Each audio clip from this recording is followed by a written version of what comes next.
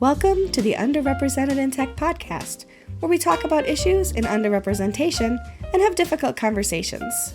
Underrepresented in Tech is a free database with the goal of helping people find new opportunities in WordPress and tech. Hello, Sama! Hello, Michelle.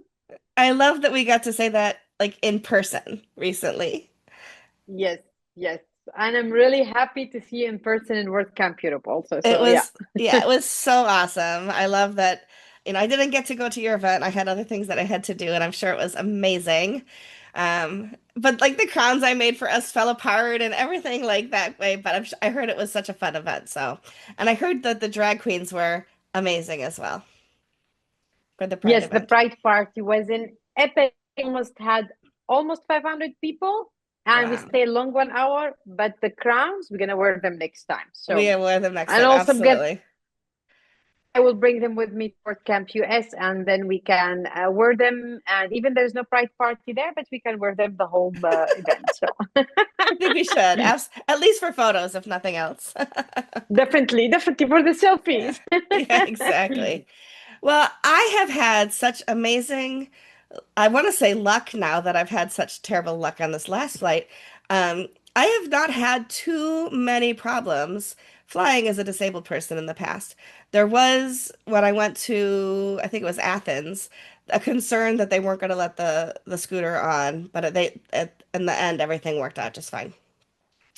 But this Yeah, I time, oh my gosh, this time, first I will say, that everything at the venue, everything that the WordCamp Europe organizing team did for me was perfect. And I say for me because I'm disabled. There are other disabled people in the community. It's not just for me, it's for anybody who's disabled. But I know that they would know that I'm coming, and that makes it like if Michelle needs access, we can give her access. It gives everybody else access too, which I think is a good thing, right? But people yeah. have that at top of mind now. So the venue was perfectly accessible. There was one funny thing because in Switzerland, toilets for disabled people, you have to have this key called a radar key, and it allows you to get in and then lock it behind you.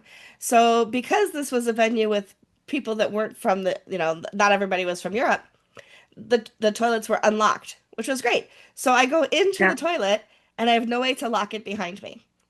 So all the doors are closed at first, so anybody could just open the door and walk in, and there I am doing my business, right? Yeah. So the first time I used the toilet there, I was like, "Oh, please nobody walk in on me. Oh, please nobody walk in on me." Like in my head, I'm like, "Oh, go pee faster, Michelle. Pee faster so that nobody walks in on you." Right? And then and then after that, I saw Jamina, and I said, "Will you stand by the door so I can go to the bathroom in peace?" And she's like, "Absolutely." So she stood by the door while I didn't have to pray to the toilet gods that nobody would walk in. You should told me, then I can come lock it for you, protect you next time. Well, I found out that there was one toilet that had a regular lock on it. It was all the way on the E floor, which for anybody listening, I think was we would call it the ground floor, maybe the basement floor, I don't know, over here in the States. And it was all the way in the back of the venue, down this little hallway, and there it was. And so I would go down and it was a moment of peace. I'm not complaining where it was because it was fine. It was like, ah, it was so quiet back there. And the venue floor is like, ah, so loud. So I would go back there and I Yeah. could lock it, and I'd be like, ah, I could sit in there, play on my phone for a minute, have a little bit of quiet. So everything in the venue is perfect. I'm like, I don't know how you get a radar card. You have to apply to the government. I'm like, I don't live here. So, but it worked out. Yeah. The issue came in flying home. So the first issue was when I got to the airport, um, flying in. None of the taxis would take my scooter because it weighs 185 pounds, which I think is around 58 kilo, which is a lot. Yeah. I understand that it's heavy. It does come apart into pieces, and I explained that I could help them, tell them how to take it apart and put it in their taxi, and they all said no. I didn't want to call an Uber at that point because I have been left by Ubers before when they see the scooter, and I was feeling very discouraged. So I went into back into the airport. There was a Starbucks right there. I got a giant hot coffee and I sat down and I was like, I'm gonna plug my scooter in. If I have to like drag my suitcase the 3 miles behind me on the sidewalk, I will. Like I didn't know what to do, right? And then I look up and there is Demontis and Emma from Hostinger. They're like, Michelle, look, we're seeing you already. How are you? I'm like, Mm. well, I'd be better if I had a way to get to the hotel. And they're like, we got you. And so they got a taxi. Oh, They put the scooter in the taxi. They got in with me. They delivered me to my hotel like the angels that they are. So huge shout out to the folks at Hostinger for helping me. And equally huge shout out to you and the Yosties and the Newfold people, Bluehost people, for mm. taking me with you to the airport when we all went back because then I didn't have to worry. Your folks put my scooter in, lifted it out, got my suitcase. Everything was wonderful. So, like, shout out to everybody there. Turns Yeah. out that was not the most difficult piece that I thought it was going to be because I went to the gate and the gate agent looked at me and she said, we don't have your scooter on your ticket. We don't know about that. I said, well, Oh, of course, when I make the reservation, they know about it. I told them everything, right? But when I made the reservation through Delta, it didn't make it all the way through to this hop air front that goes from Basel to Paris. So they wouldn't let me on the plane unless I could tell them the battery power in wattage. And the battery only tells me the volts and the amps. So I'm literally checking ChatGPT, I'm Googling, I'm looking at all of the paperwork that I have that's all online. I have the manual for the thing. It only tells me the voltage and the amperes. And so I start to think, well, the batteries themselves are encased in this plastic, and in order to replace them, you have to have tools and take it apart. But you can order replacement batteries. So I go on Amazon and I'm searching replacement batteries for this thing, thinking maybe it'll tell me the wattage. I must have looked at 58 of them before one finally said wattage. And so I was able to take a screenshot, show them literally moments before they're going to close the door and not let me fly. And they put me on the plane, but they won't let the batteries go on the scooter under the plane. So they put the batteries in the overhead where in the cabin where I am. Okay, that's fine. And then we land in Paris. And so they deplane us in Paris and it's this like people mover thing that comes all the way up to the plane. So you walk because it's on the tarmac. So you walk off the plane and then you can sit on the seats and they take you all the way down. And then they have to take you to this place that processes you through that because you just came from Switzerland, so I have to go get my passport stamped or something there. So they take us on this people mover. Me and this other woman who didn't speak English, so I couldn't even like commiserate with her. I thought they were driving to New York. It was like so long that they're driving us around this airport. And they finally pull up next to this building and tell us to get off. Now that my yeah. batteries are there, my backpack is there. Excuse me, I have the hiccups. Noise. And now we're starting to walk, and I see a door, and they walk past the door. And I said, "Stop." And I'm leaning against the wall, and I'm like, "I can't walk. I need a wheelchair." They're like, "Well, it's just around the corner, da da da da." I said, "I have a wheelchair for a reason. I need a wheelchair." So the man goes and gets a wheelchair. When I tell you how far I would have had to walk, when he says it's just around the corner, well, to an able-bodied person, just around the corner was actually around two corners, through a building, through a serpentine, and then back out all the way to the same place. So thankfully, he got me a wheelchair. Oh, Right. So he got me the wheelchair and brings me back. Now they've replaced this people mover thing with a van. And so I get on the van, they put my backpack and my batteries, so I still see them in front of me.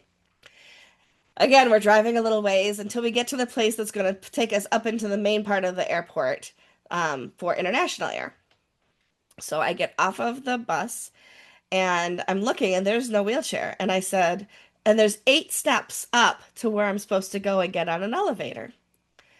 And I said to him, I can't do the stairs. And he says, well, it's only 8 steps. I said, I am a wheelchair user. I cannot climb stairs. I need a wheelchair. So he has to go in the building, go up into the building, come back down, get with a wheelchair, and it takes me up the ramp finally. They take me to my gate. I've got those batteries on the floor by me. I'm like fingers crossed that everything's going to go smoothly. They get me on the plane. They put the batteries in like that little holding place where they hang people's jackets and things. I'm sitting in my seat. I've got champagne. I take a picture of the champagne and I drink my champagne. And I'm like looking at my watch, like, we should have left by now. We should have left a half an hour ago by now. And now it's like 45 minutes.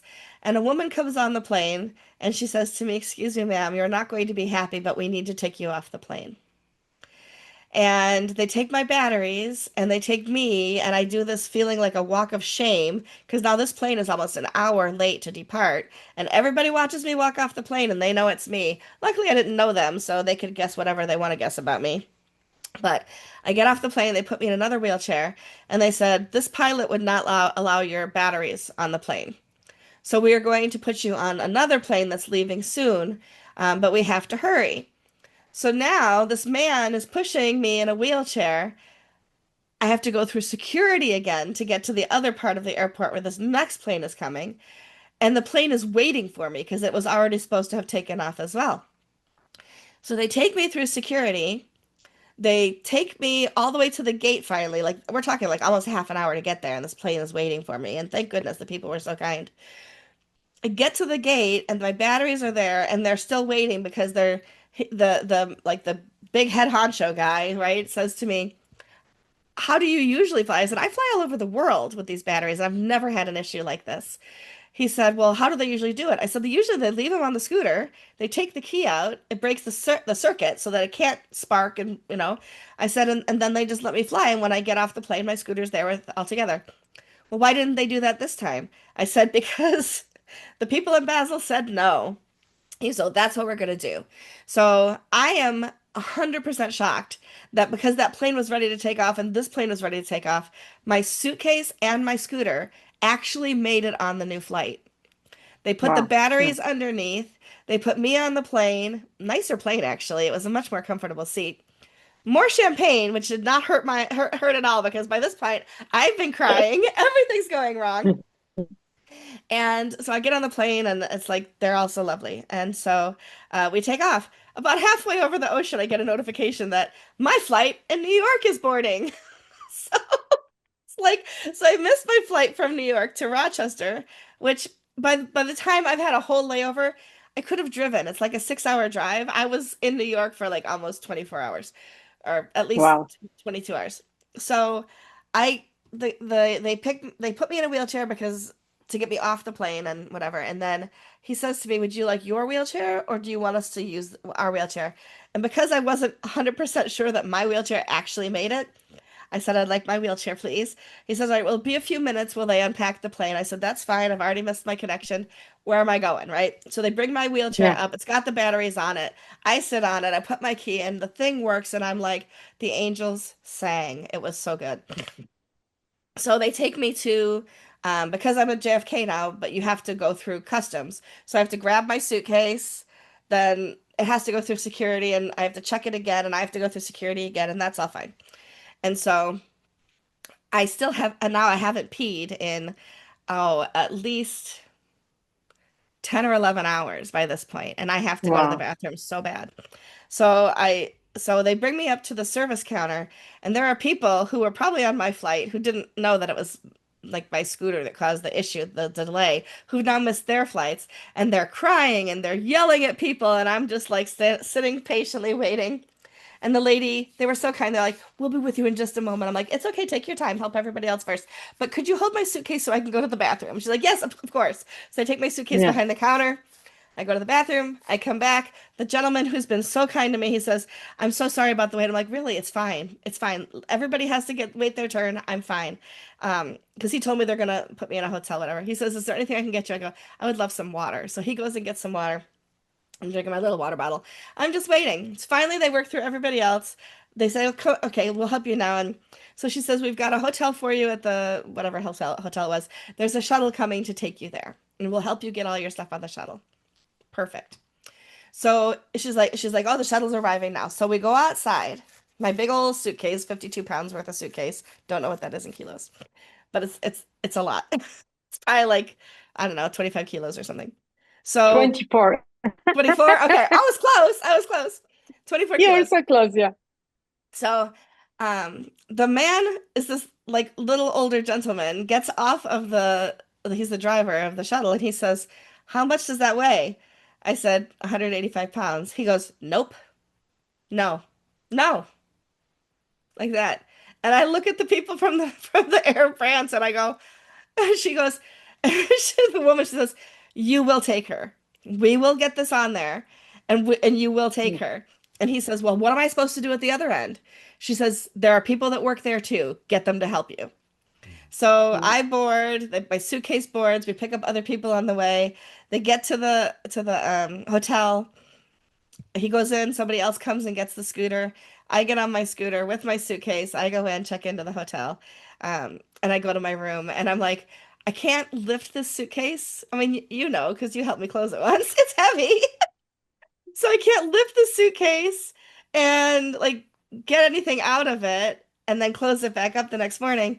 So I'm like, well, I guess I'll wear these clothes another day. So I strip out of my clothes. Luckily, on the airplane, when you're in business class, like I had sprung for myself, you get this little toiletry bag. So I had a toothbrush and Mm. toothpaste, and so I could go brush my teeth and wash my face. Climbed into bed, set an alarm for the morning because I didn't want to miss breakfast. There was no breakfast voucher. So I had to pay like $27 for a really crappy breakfast, but I was hungry and I wasn't going anywhere, so I paid it. And then Mm. I asked for late checkout, so they gave me late checkout. So I go back, sleep for about another hour. Then I get up and I'm like, okay, I'm gonna get to the airport because I don't want anything to glitch this. My flight's at like 4:50. And so I use Uber instead of, I didn't want to deal with their shuttle again. And in New York City, they have Ubers specifically for wheelchairs where a lift comes out the back. You just like go out Yeah. this up this ramp and you wait, and then you hold on for dear life because it rattles you around like crazy in the back.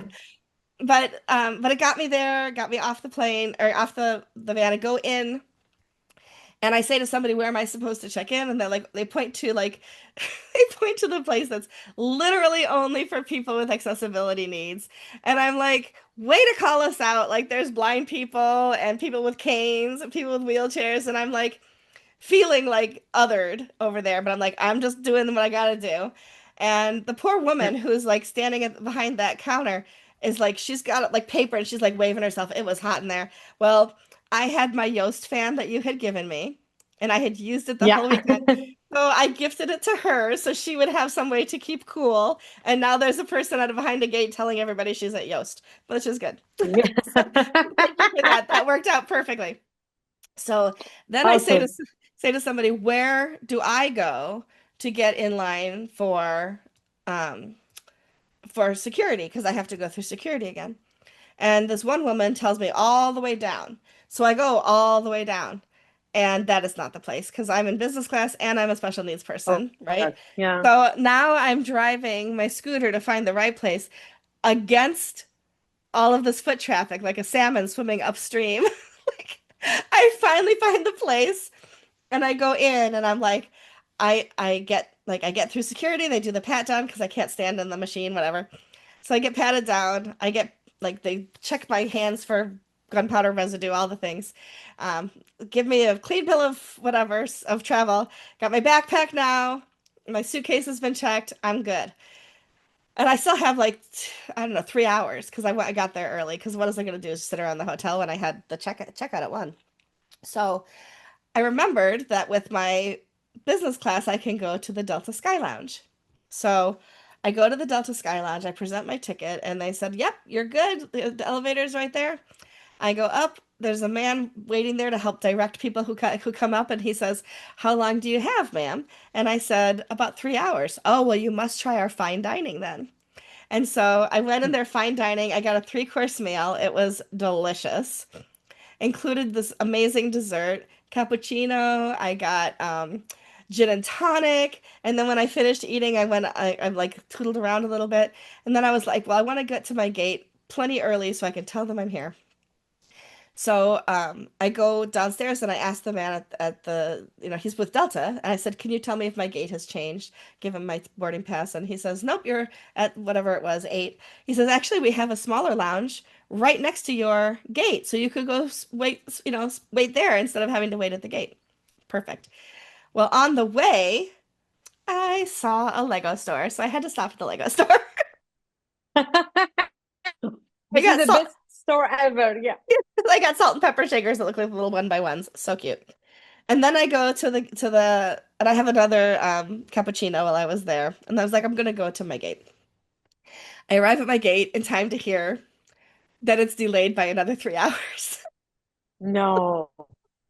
I was like, at this point, I don't care as long as I don't get sent back to the hotel. Shuttle that somebody doesn't want to take me. So finally, it's time to board the plane. I pull right up to the plane. I get in my seat. There's so much turbulence, they're not even serving beverages. At this point, I don't care.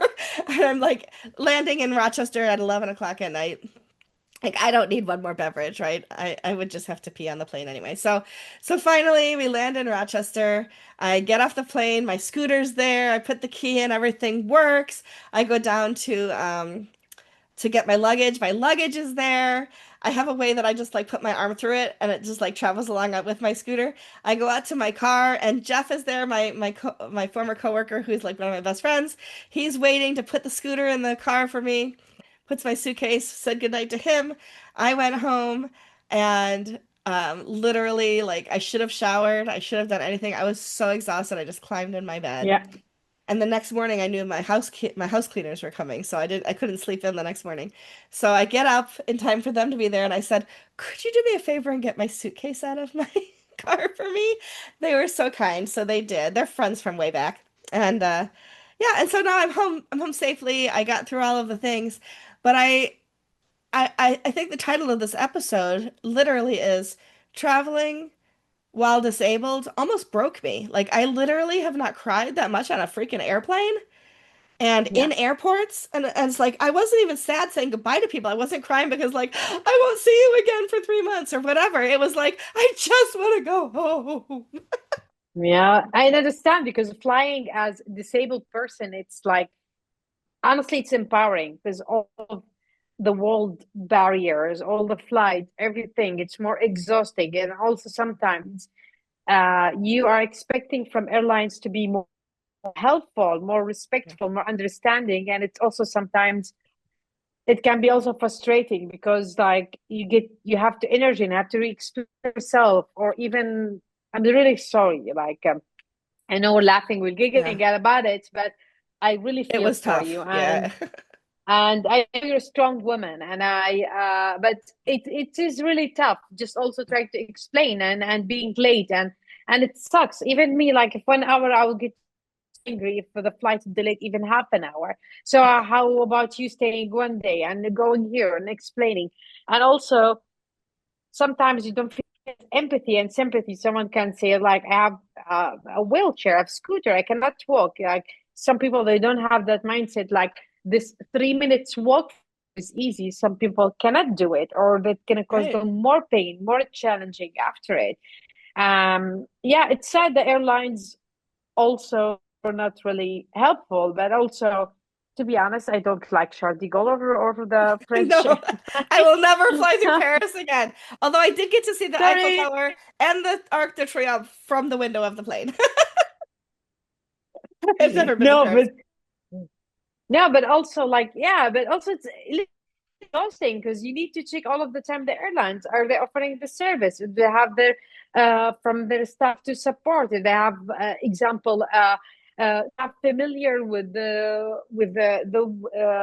as you say your scooter, how to put it up and down. And I understand it can be frustrating Mhm. explaining about the battery. You say that you searching it in Amazon to explain how is it, and also the narrow aisles, or sometimes airlines they don't have elevator to go to the airplane. You need to go out, you need to go down, and then the wheelchair and going in the stairs is not.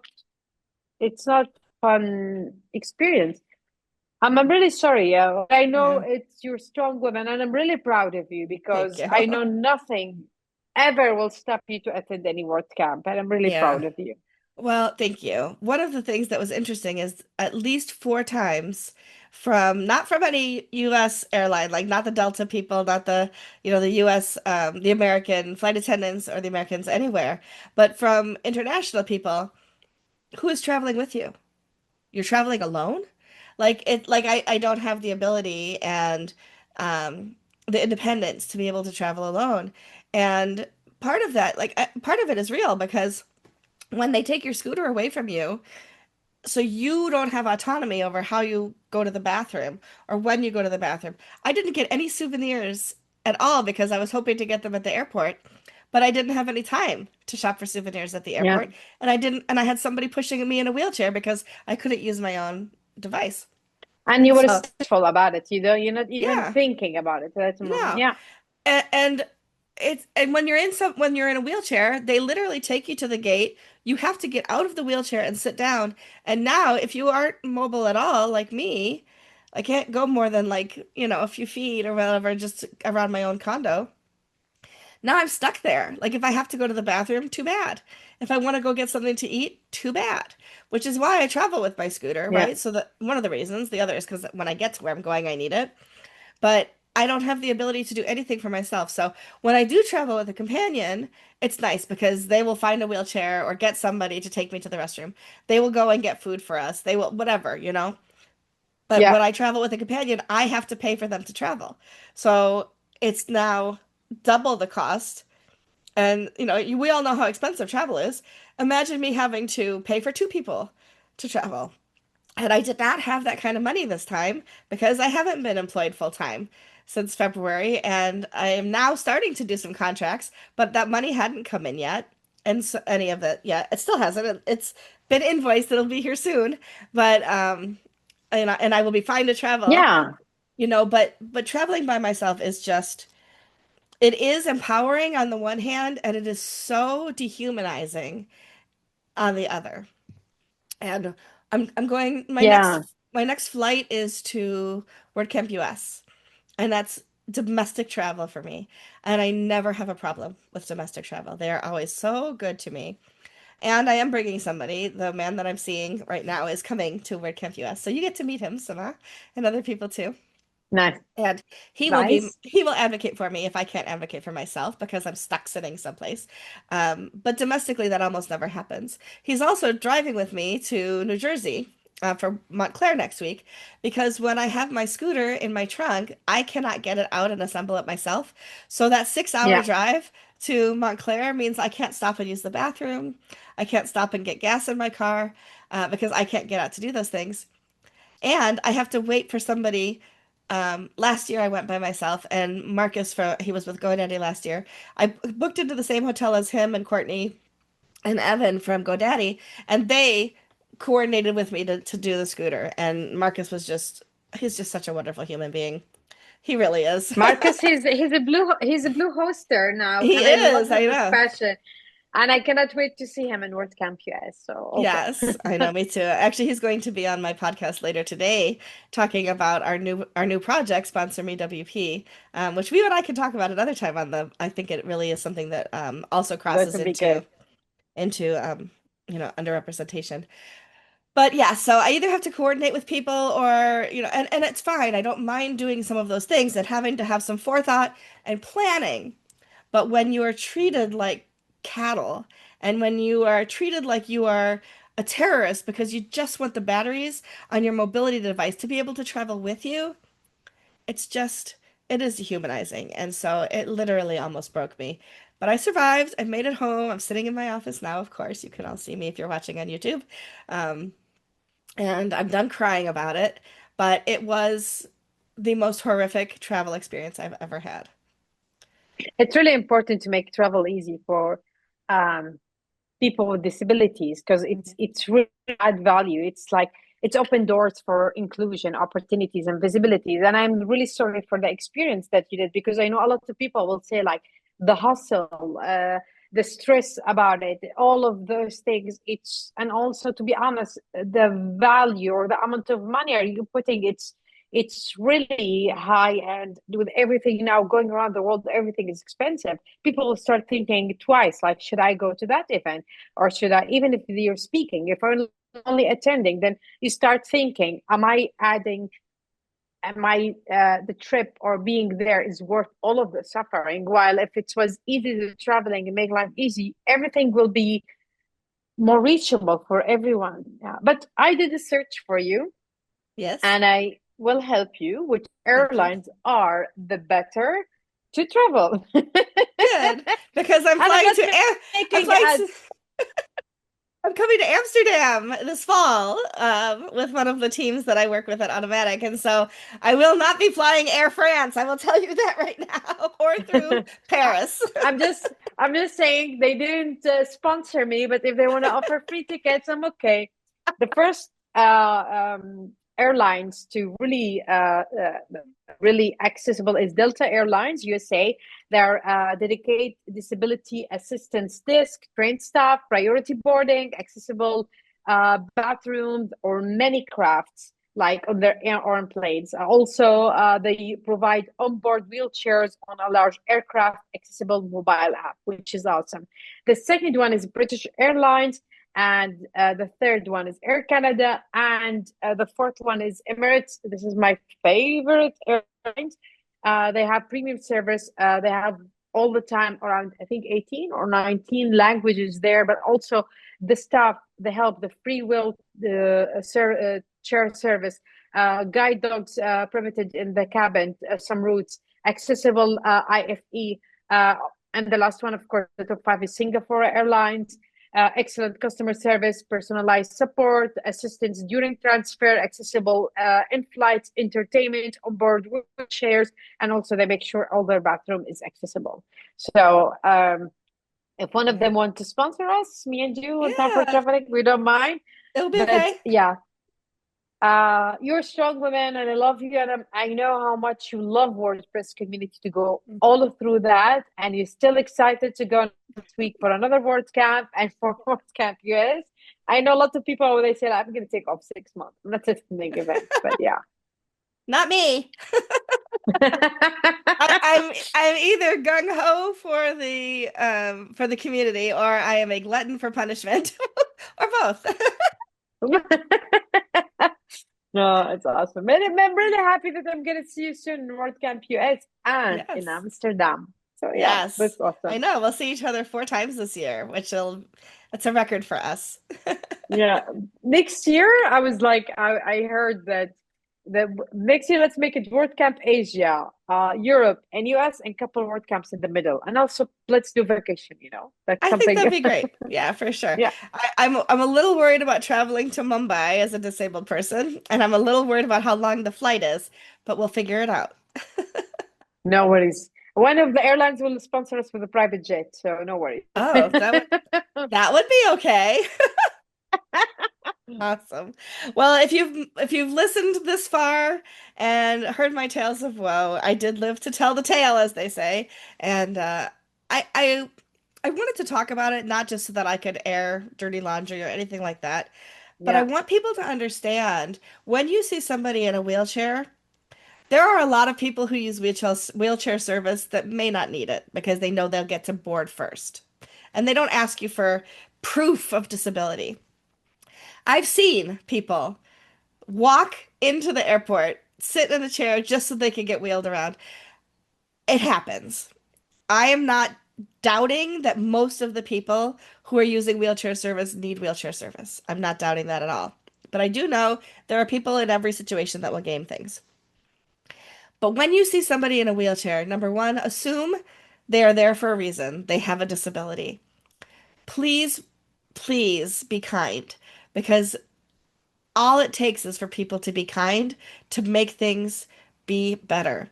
But also be aware of how difficult it is for somebody who does have a disability, whether it's wheelchair or otherwise.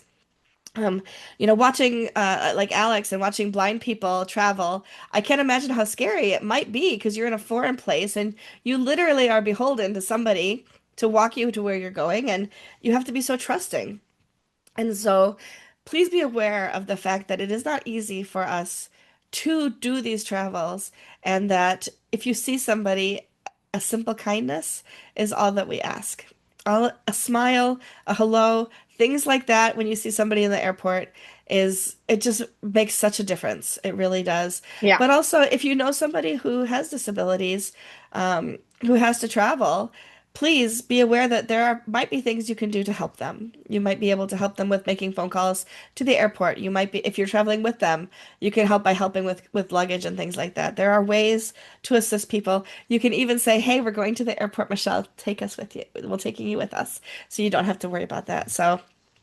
Thank you very much to the people who did make my travel so much easier. Sama, being in the same hotel with you. And I don't think you and I ever had a meal together, but your wonderful Yostis had me, like, they were helping me. Naringa got me coffee. She knew how to do my coffee, like, after the first day. I would sit with her. She's like, I Naringa, can't. Naringa is the best in coffee. She's like, I can't stay long, but I will get your coffee. You want your coffee? Yes, please. So it was wonderful, and just hanging out with you and your team was truly special. So thank you, and obviously to Hostinger as well, who saw me in distress and solved my problem. So yes, We I live to always love yeah, to help, and you are someone to look up to because your strength and I know it was also kind of thera therapy to talk about what happened, yeah, also to share to everyone. It's not easy, and yeah, also to know you being there is really admirable, and just to you move all of the obstacles to be there in the WordCamp Europe and all of the time. Just you're always there, and you always have this amazing spirit, talking with everyone, making everyone feel welcome. I know there's a couple of two Yosters, first WordCamp ever, three, sorry, all of them, they loved you and they said so easy to yeah. talk to her, and one of them was checking your ex and said, oh my god, look at the followers, she's really famous and she's so cool. I said, yeah, she's also my friend, so That's right. We're besties. So. So yeah, I guess it was important to talk about it. I just want people to understand that it isn't easy. Um, and that people with disabilities, we try to make it look easy. We try to make our lives look not so difficult. I try not to have to ask for help too much, but sometimes it's tough, for sure. So thank you. okay.